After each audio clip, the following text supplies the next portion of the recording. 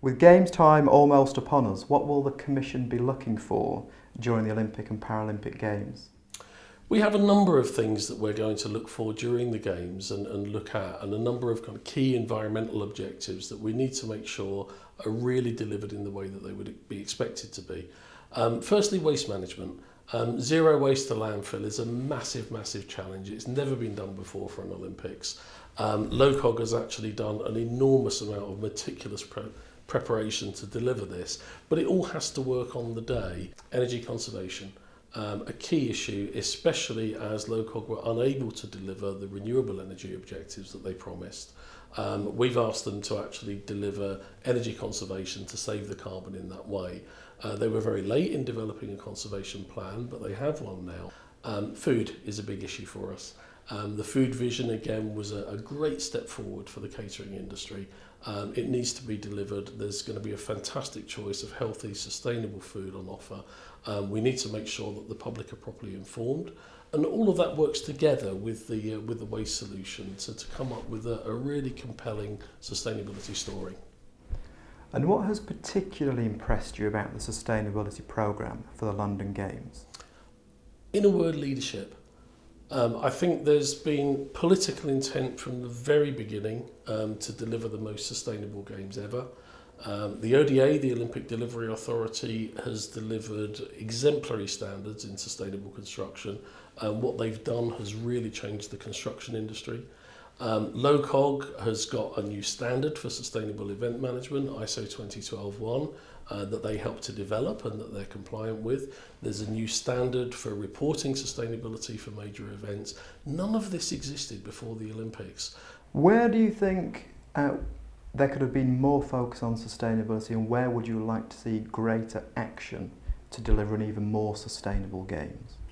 I think although the ODA did a fantastic job of sustainable construction, I think the infrastructure that's left behind, particularly the energy infrastructure, could have been more sustainable had the delivery bodies been more ambitious in 2005 when the bid was won.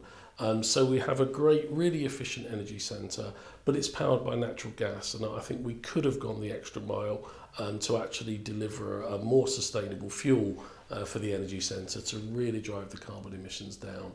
I would like to have seen more done around merchandise.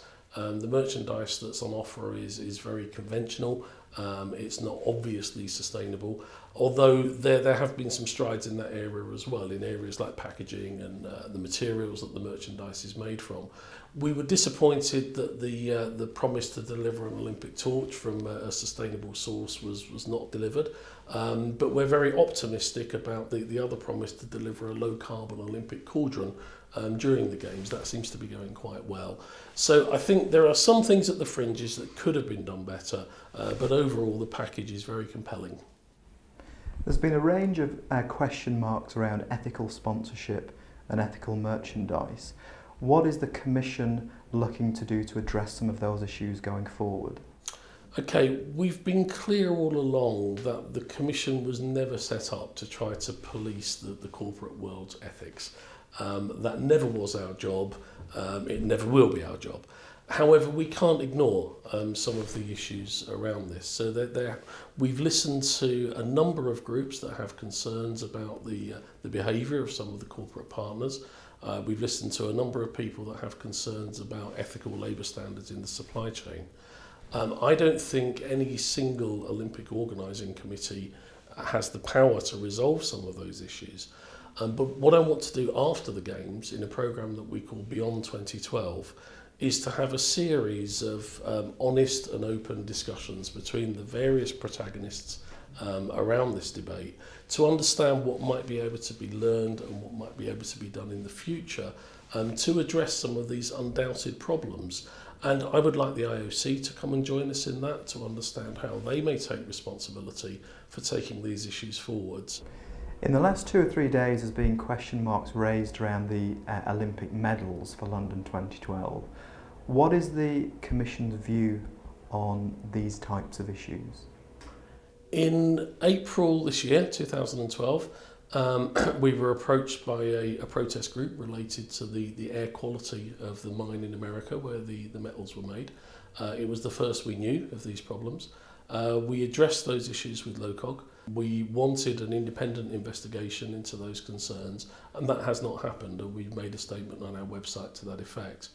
Also, there is a procedure within LOCOG that says that any manufacturer of anything for the Olympics has to have an ethical audit before they're allowed to start manufacture. That audit was not carried out until March 2012 and has still yet to be certified in June 2012. And that was long after the metal was supplied. So as an assurance body, we have two concerns. One is that the concerns of a stakeholder have not been addressed by LOCOG. And secondly, that the audit did not take place at the time it was supposed to. What, from a personal perspective, are you most looking forward to throughout the Olympic and Paralympic period? I think I'm looking forward to after the games, actually, because for me that's where we always said that it's impossible to have a sustainable Olympics. There's no such thing. You know, using all those resources to watch some sport, that's not sustainable, unless we can use the power of the games to inspire change. And in the piece of work that we want to do after the games, through the Beyond 2012 roundtable sessions and our report that we'll call Making a Difference, we want to look outwardly at sectors to understand whether there's really been a difference made as a result of London 2012. And only then, I think, can we call the Games truly sustainable.